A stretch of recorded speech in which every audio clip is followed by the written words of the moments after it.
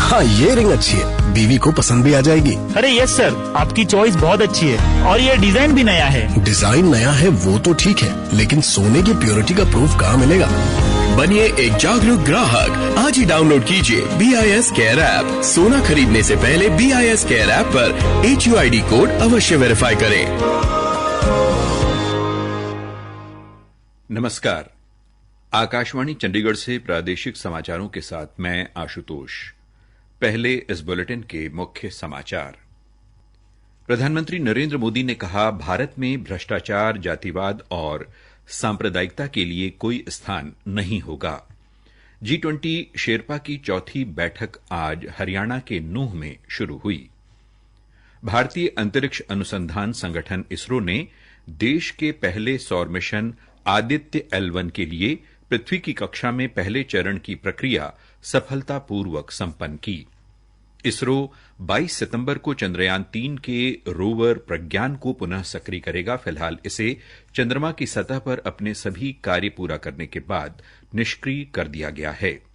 भिवानी में आज राष्ट्रीय शिक्षक सम्मान समारोह में देश भर के 121 शिक्षकों को पुरस्कृत किया गया, जिनमें हरियाणा के 80 शिक्षक शामिल हैं।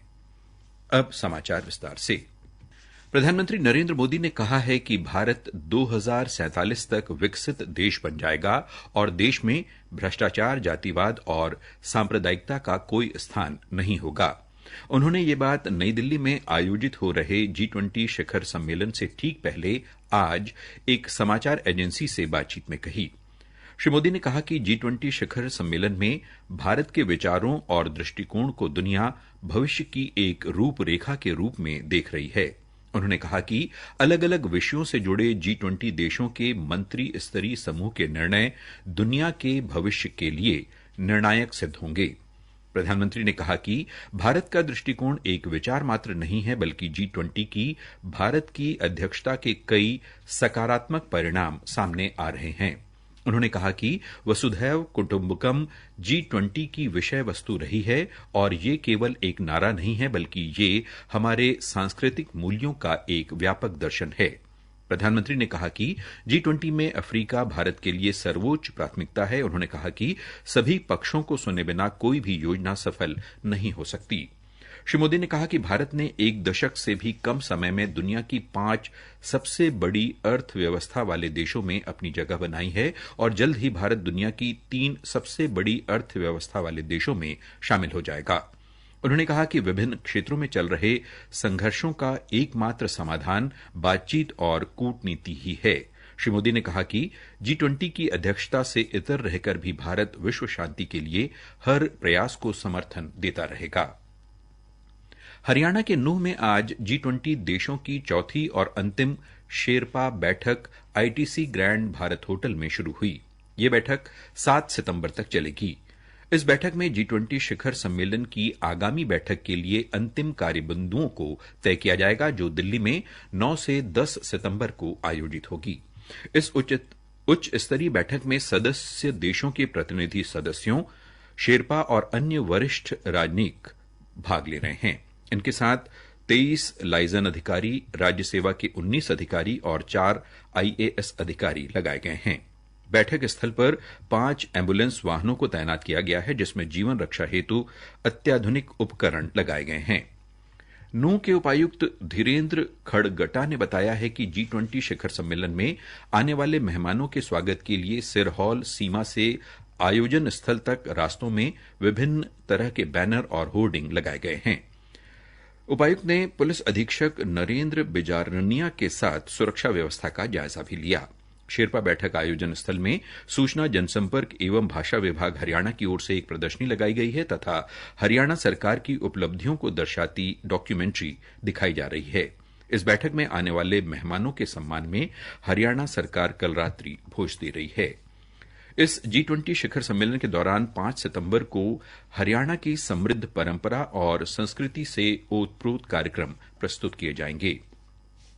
हरियाणा भाजपा के प्रदेश अध्यक्ष ओम प्रकाश धनखड़ ने भारत द्वारा G20 की मेजबानी को ऐतिहासिक बताया और कहा कि प्रधानमंत्री नरेंद्र मोदी की सोच के अनुरूप ये आधुनिक भारत के निर्माण की ओर बड़ा कदम है।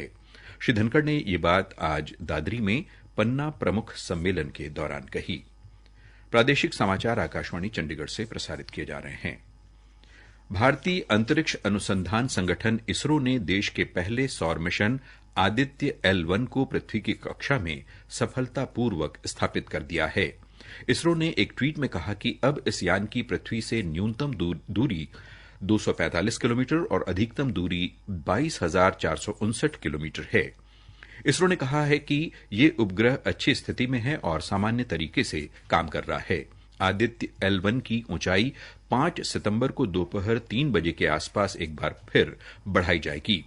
पृथ्वी की कक्षा में इस उपग्रह की ऊंचाई 4 बार बढ़ाई जानी है। इसके बाद 125 दिन में इस उपग्रह के 15 लाख किलोमीटर दूर L1 पॉइंट पहुंचने की संभावना है।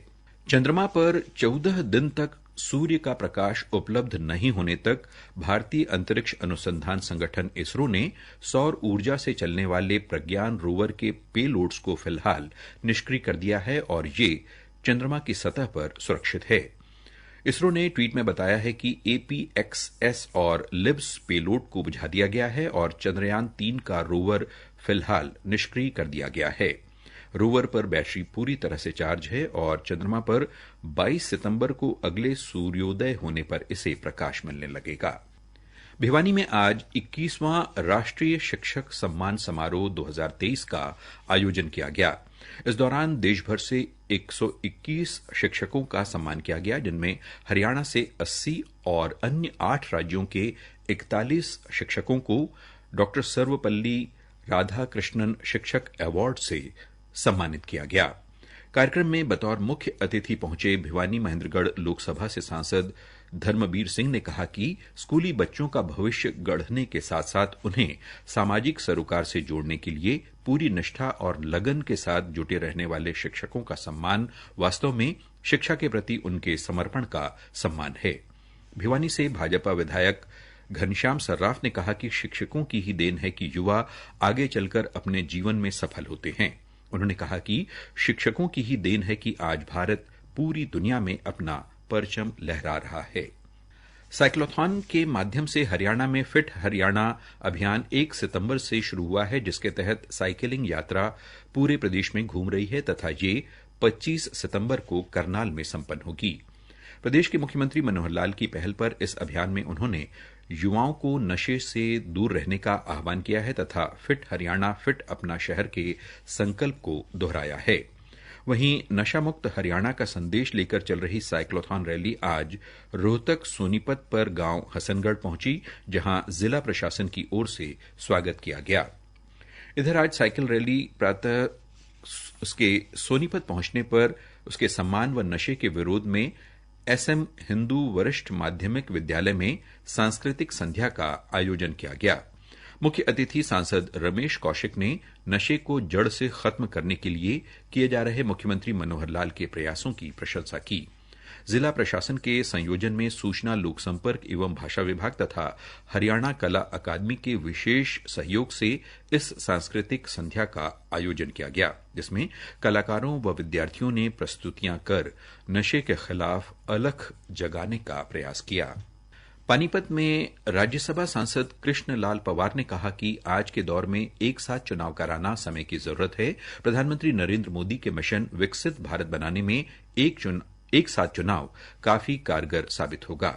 श्री पवार ने कहा कि एक साथ चुनाव कराने से समय की बचत के साथ साथ खर्चों में भी भारी कमी आएगी, जिससे देश की आर्थिक विकास दर बढ़ेगी। अंत में इस बुलेटिन के मुख्य समाचार एक बार फिर। प्रधानमंत्री नरेंद्र मोदी ने कहा, भारत में भ्रष्टाचार, जातिवाद और सांप्रदायिकता के लिए कोई स्थान नहीं होगा।